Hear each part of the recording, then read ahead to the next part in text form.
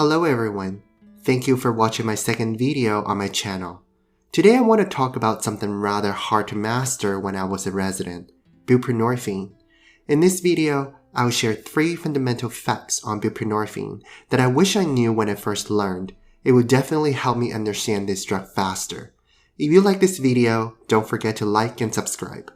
So fact number 1 is that buprenorphine and Suboxone are not synonymous. You will shock your patient if you see them taking buprenorphine and start asking about opioid use disorder. A better way to think about that is all apples are fruit, but not all fruits are apples. So Suboxone is the apple, buprenorphine is the fruit.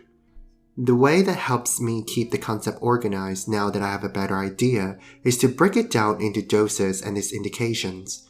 Yes, it can be used for pain, and in the pain dose, it's dosed in microgram. Some examples include Belbuca and Buprenorphine. And when it's dosed in milligram, it is for opioid use disorder. Sometimes it can be used for pain, that's why I put an asterisk there. And the classic example is Suboxone. Fact number 2 is probably the most abstract to grasp. You'll hear buprenorphine is a partial agonist, but it doesn't mean its analgesic effect is a fraction compared to, let's say, morphine.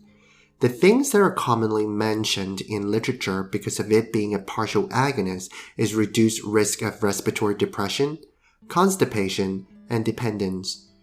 But when it comes to pain, it's actually comparable when morphine is compared with buprenorphine given intramuscularly.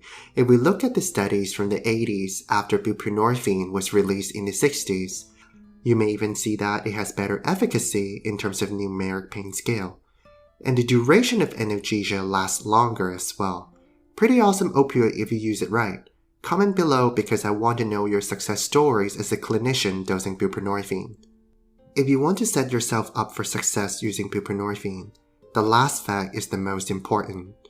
Buprenorphine has very low oral bioavailability. Let's look at all kinds of buprenorphine formulations out there.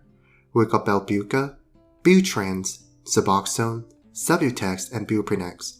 All these are either buccal, transdermal, sublingual, or intravenous. That's because if buprenorphine is swallowed, the extensive first-pass effect will leave us only 10 to 15% bioavailability. So next time you hear someone saying buprenorphine doesn't work, it would be a good idea to ask your patients how they're taking their buprenorphine. If you're just starting to learn about buprenorphine, I hope you'll find this video helpful. Don't forget to like and subscribe, and I'll see you next time.